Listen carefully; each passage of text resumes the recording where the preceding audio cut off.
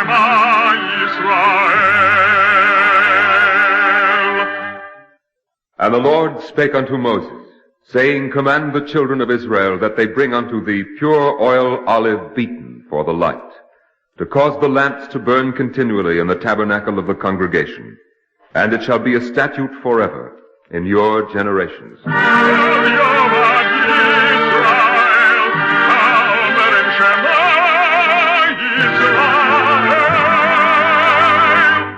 The Eternal Light. The National Broadcasting Company and its affiliated independent stations present The Eternal Light, a program which comes to you under the auspices of the Jewish Theological Seminary of America. Today's program, Hot Iron, was written by Joseph Mindell with quotations from Zola and His Time by Matthew Josephson, published by the Macaulay Company.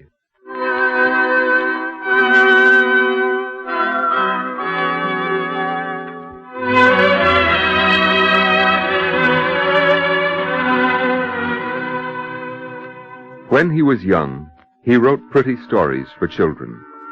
But he grew older. I am no maker of fairy tales, and I feel that the only way to attack evil is with a hot iron. He was a hot iron, pouring out his passion to flood a world grown indifferent to evil. First, I place a nail, and then with a stroke of the hammer, I drive this nail an inch into the brain of the public. And then with another stroke, I make it go another inch. Loved and hated, honored and reviled, he expended the years of his life in setting the nails of truth.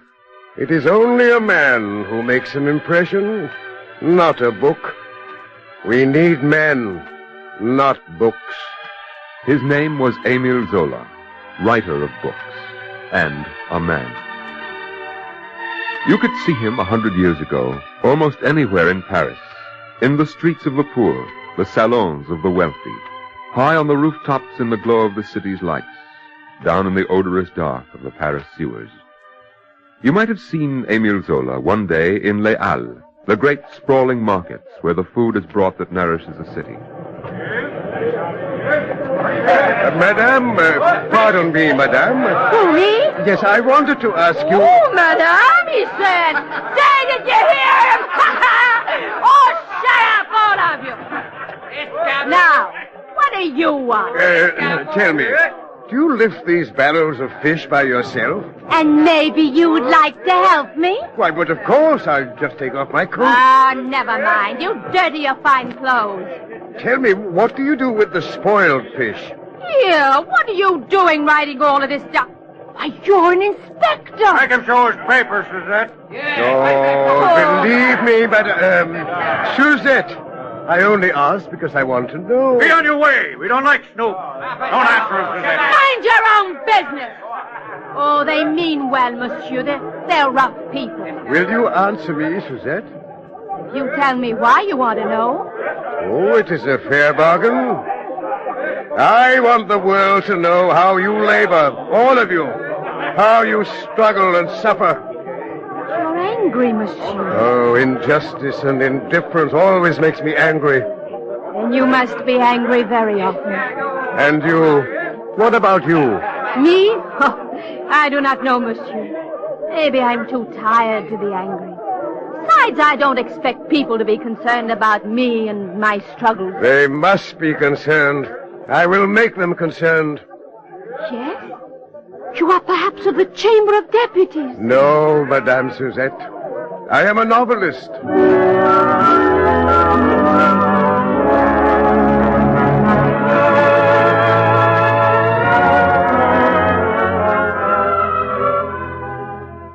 Give it up, my dear Zola. You are no novelist. No. It is my considered opinion as a literary critic of, if I may say so, of no little standing. And of no few words. I beg your pardon? Oh, granted, since you cannot help yourself. I don't know why I bother to talk to you. Perhaps because my novels disturb your equilibrium. Your novels, as you call them, are nothing but collections of filth and obscenity. Everything I have written is true. Sordid accounts of sordid misery. My method is to show life as it really is. Ah, yes. We know Zola, the observer, with his pencil and notebook in the literary salon at the soirée of society. And also in the sewers of Paris. Each man to his taste. Truth is not a matter of taste. Utterly irrelevant. A writer should seek to entertain his readers, to uplift, to stir the higher emotions. Yes, I agree. The highest emotions. Compassion for suffering, sympathy for the weak, wonder at the passion for life, hatred for falsehood, anger at injustice. My dear Zola, you are too full of hatred to be a writer. Hatred is wholesome and good. It is the indignation of those who are outraged by mediocrity and stupidity. You make yourself plain, Monsieur Zola. I will be equally blunt. I shall do everything I can to cut short your career. Now let your anger boil. No. I tell you this calmly, and with the utmost certainty. You cannot kill a book or words that speak the truth. You can try to bury them through silence or scandal, but they will be revived in their time.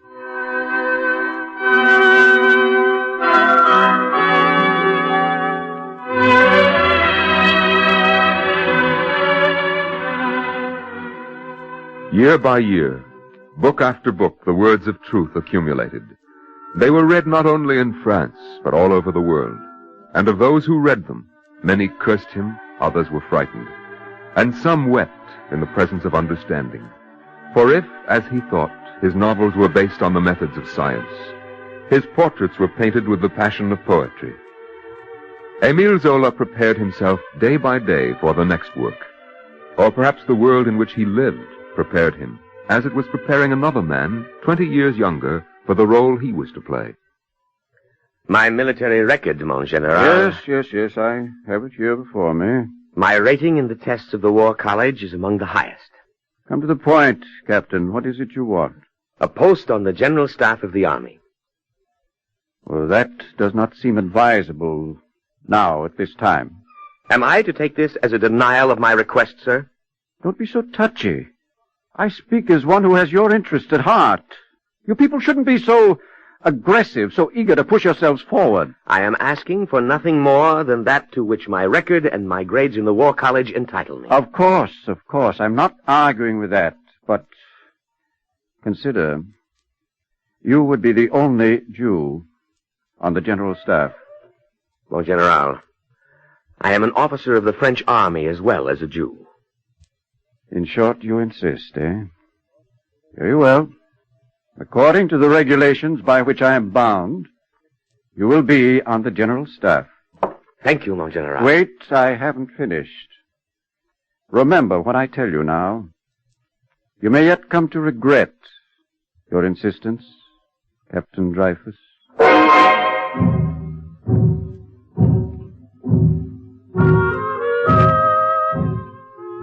The convergence of two lives was still in the future. Émile Zola had never heard of the young captain of artillery, but he knew the France in which both lived, and the atmosphere in which a royalist, anti-Republican, anti-Semitic newspaper could call itself, with impudent irony, free speech. We know whose sinister manipulations have brought about the present financial crisis, and we know what should be done with this alien race. Zola knew what it was to hear now and then in the streets of Paris new and dangerous sounds.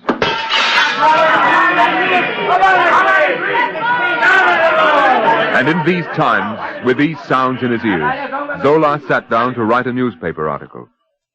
Émile, maybe it would be better not to publish this article now.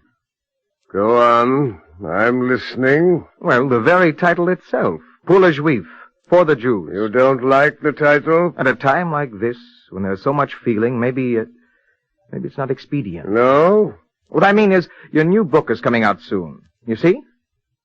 I see.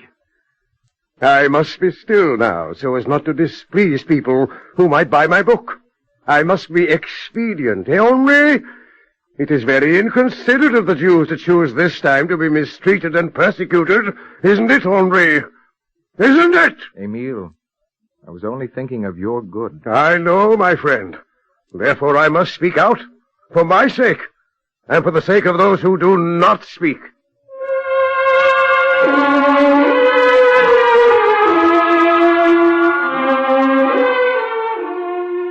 Few spoke out, and even fewer knew of the events of the autumn of 1894, when it was discovered that a member of the French General Staff was selling information to Germany.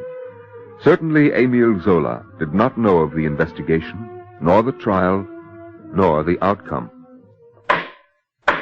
The prisoner will rise. Captain Dreyfus, you have been found guilty of espionage and treason.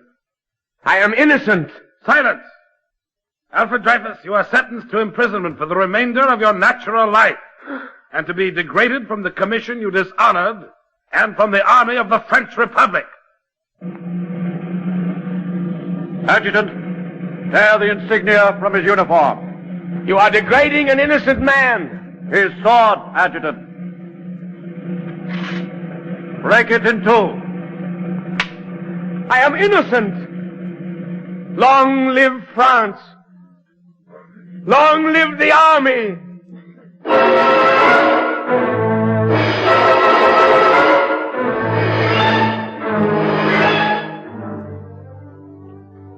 Here it is, Émile. The short item on the back page. What about it, Henri? We'll read it. Oh, it pleases you to be mysterious. This one? Ah. A prison ship departed today for Devil's Island, carrying the former officer convicted of espionage, Alfred Dreyfus. All right, I've read it. It would appear that there was a spy among the general staff. That seems to be reasonably clear. And this, what's-his-name, Dreyfus, was tried and convicted, that's all. Not quite all, Émile. I am not so obtuse, my friend, that I do not see where you are leading. Dreyfus is a spy, not a Jewish spy. But that is precisely the point. There are people who say... There are always such people. Only, I do not expect that all Jews, or all Christians, or all Frenchmen will be virtuous. And Dreyfus is not virtuous? According to the public record, he is guilty. Yes, I know. You are troubled, my friend. Maybe it's I who am obtuse, Émile. You wrote pour le Juif. Because I am against the persecution of Jews for being Jews, of any people for being what they are. Yet now you seem to be indifferent. Only, if a man is honest, he is my friend. If he is a thief, I do not defend him. Maybe it is not always clear who is a thief. In any case, you have given me a powerful motive to remain honest. Émile, you didn't hear a word I said. Oh, I was thinking, Henri, how it must be there, on Devil's Island.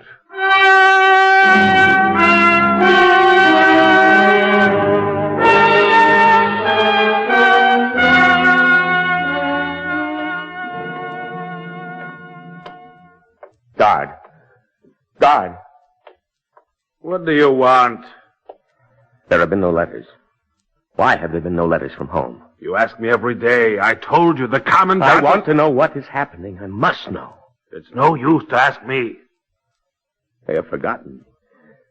They have forgotten. You must not ask me. I am not permitted to talk to you. Do you hear? I do not understand. Dreyfus, they have not forgotten. Listen, you have friends in France.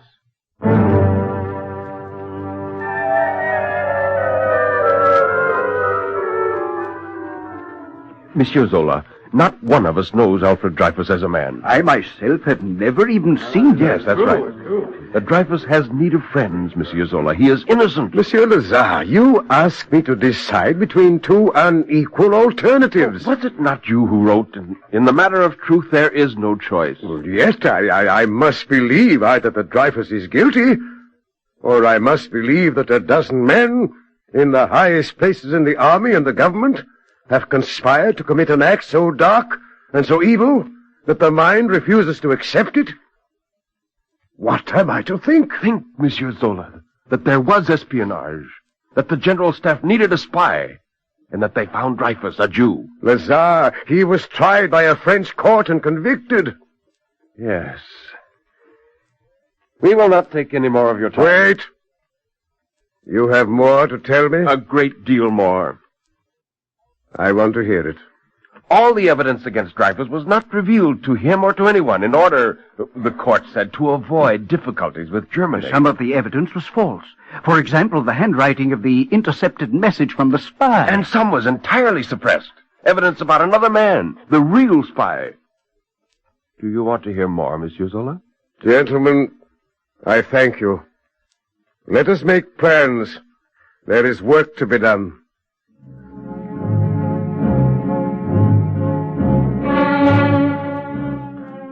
On Devil's Island, a man mouldered in a solitary cell, his hair grayed and his mind at times wandering. In Paris, a few men who did not know Alfred Dreyfus, who knew only a victim of injustice. A few men abandoned everything else and worked, friends of justice, to find new evidence and shout it to the people of France.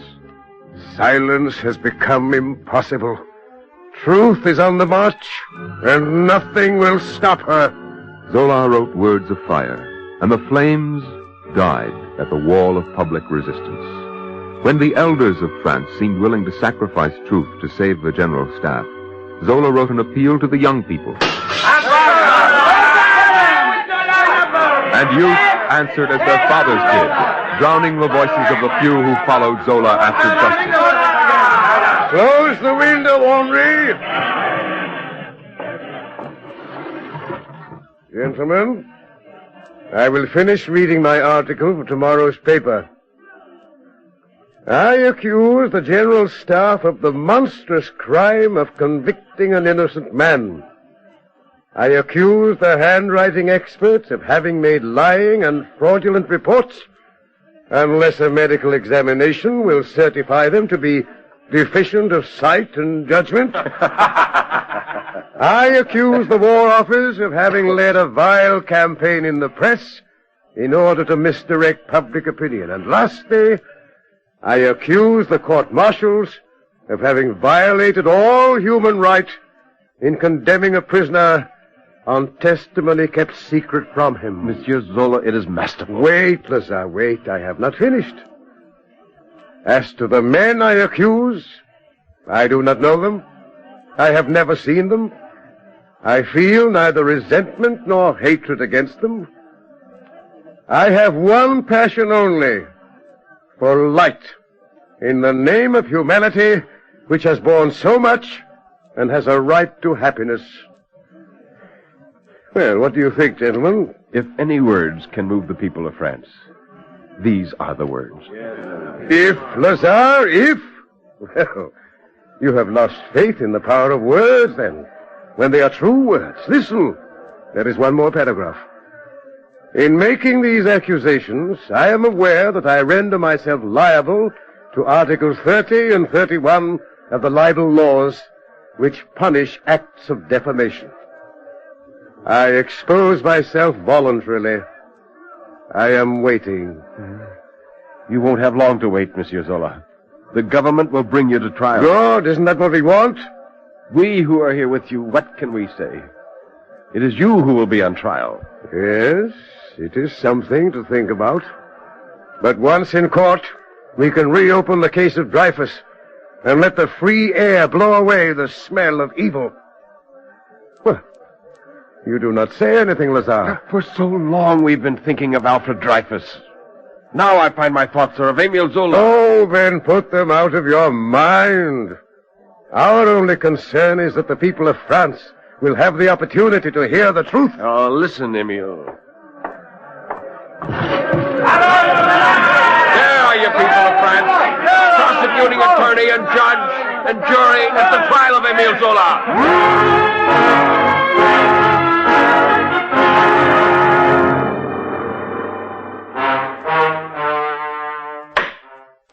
The counsel for the defense will limit himself to the point at issue. But, Your Honor, my question goes to the heart of the matter. The handwriting on the intercepted message The question will not be put. There will be no discussion of matters already judged. I will prove that Alfred Dreyfus was The question will not be put.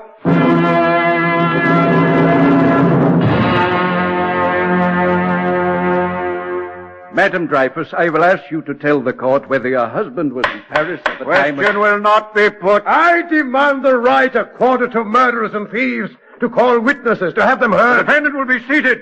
It is not your place to speak. Someone must speak out. You will obey the law of this court. I do not know your law. I do not want to know it. Please, Emile, control yourself. If the court please, I will repeat the question. The question will not be put. The question will not be put.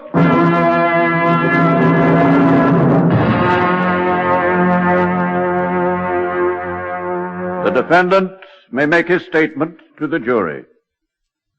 Emile? Speak now, Emile.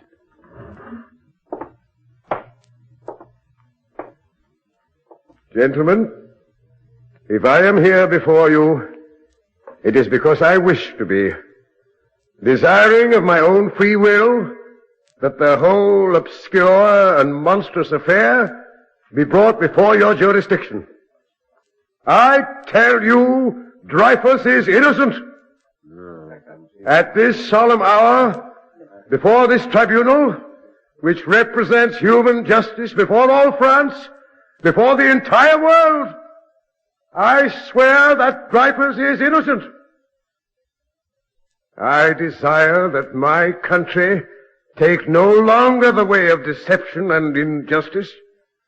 I may be sentenced here, and someday France will thank me for having helped to save her honor.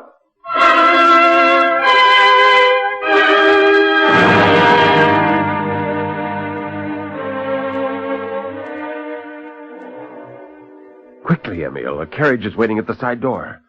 Emile! Oh, is it any use when they don't listen? The verdict was ready from the beginning. Hurry! There's no time to lose. Then I am to go to prison. So be it. Still, they will hear my voice. If you don't come at once, Emile, no one will ever hear your voice again. What? What are you saying, Lazare? The mob is waiting for you at the front steps. We will leave by the side. No. Please, Emile, no heroics. I don't have your courage. Are you afraid of them? I don't exaggerate. They will tear you to pieces. I'll tell you something. The sight of blood has always made me ill, and the thought of anyone's pain puts me in torment. I am also afraid, Lazare. Then come quickly before they find you. But if fear is such a terrible thing, we could have been expedient and silent. Open the door. Open it, Lazare. Here I am. What do you want of me? You have sent Alfred Dreyfus to a living death. If you take my life as well, what will you be killing? Emile Zola? An ugly man with a ragged beard and a habit of speaking many words? No! You will be murdering truth and burying justice and making a world for yourselves and your children in which fear and darkness will swallow all that remains of the humanity of human beings. Listen to me, my countrymen. Life does not flourish in the midst of falsehood, and strength does not arise out of injustice. Do not be afraid, my brothers. I tell you that a nation, a world, can live and be strong only when it throws the light of day upon the truth.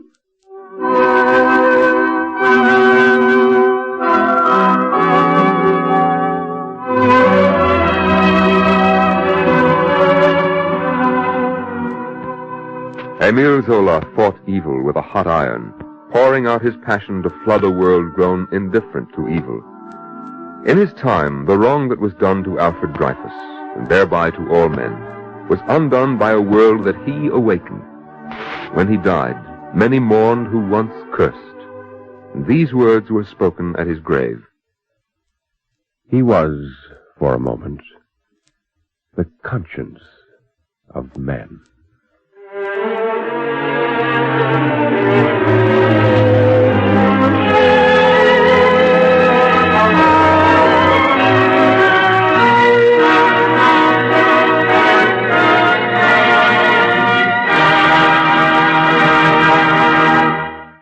If you would like a copy of today's script, please send your name and address with 10 cents to cover the cost of postage and handling to the Jewish Theological Seminary of America, 3080 Broadway, New York 27, New York.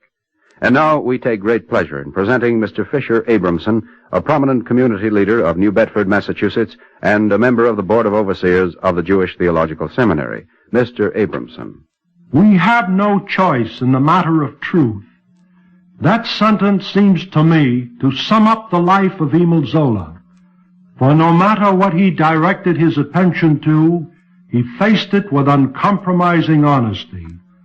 In his novels about the miserable social and economic conditions of France, in his brave defense of Alfred Dreyfus against the entire general staff of the French army, Zola allowed neither comfort nor cowardice to stand in the way of the principles of justice and right by which he guided his life.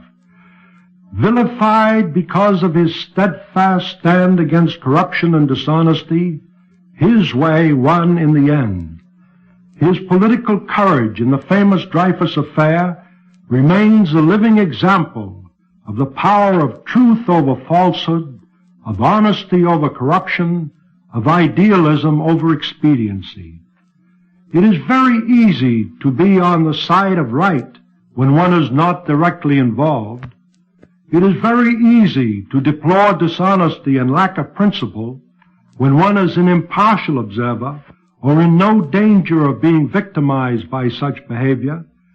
Very little courage is needed to speak out against injustices taking place halfway around the world so that one's stand involves no personal danger. What requires courage is to stand up against the forces of evil, where keeping silent would mean safety, and where speaking out means involvement in a situation in which one has no direct personal concern. Fortunately, there are men of courage who believe that truth cannot be ignored for personal gain, who are not afraid to sacrifice their safety to uphold the principles which are the basis upon which man's dignity rests. But if we are ever to see an end to the injustice and cruelty which abound around us, we must all in our daily lives fight for truth and justice. It is not merely through the efforts of a few men of courage, but through the efforts of all men everywhere, that the impulses for evil will be outweighed by those for good. Thank you, Mr. Abramson.